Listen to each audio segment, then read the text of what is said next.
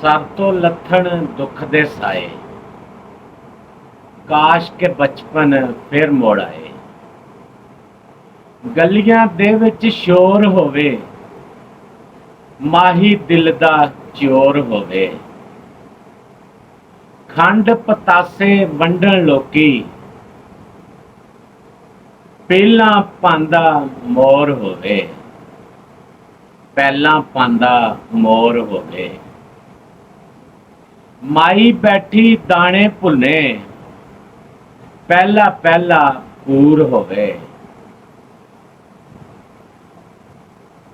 ਸਾਂਝੇ ਵਿਹੜੇ ਵਸਣ ਲੋਕੀ, ਸਾਂਝੇ ਵਿਹੜੇ ਵਸਣ ਲੋਕੀ, ਦਰਦ ਨਾ ਦੂਜਾ ਹੋਰ ਹੋਵੇ।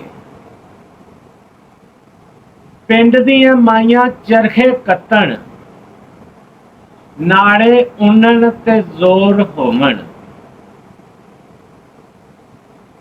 ਪਰ ਇਹ ਮੌਜਾਂ ਮੁੱਕ ਗਈਆਂ ਨੇ, ਪਰ ਇਹ ਮੌਜਾਂ ਮੁੱਕ ਗਈਆਂ ਨੇ, ਵਗਦੀਆਂ ਨਹਿਰਾਂ ਸੁੱਕ ਗਈਆਂ ਨੇ। ਹਰ ਕੋਈ ਆਪਣੇ ਅੰਦਰ ਸੌਂਦਾ,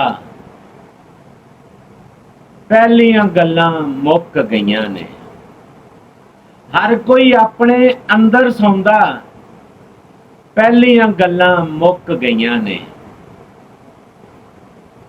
ਇਹ ਸਨ ਪੰਜਾਬੀ ਦੇ ਚੰਦ ਇੱਕ ਲਫ਼ਜ਼, ਤੇ ਮੈਂ ਕਿਹਾ ਯਾਰਾਂ ਬੇਲੀਆਂ ਨਾਲ ਸ਼ੇਅਰ ਕਰੀਏ।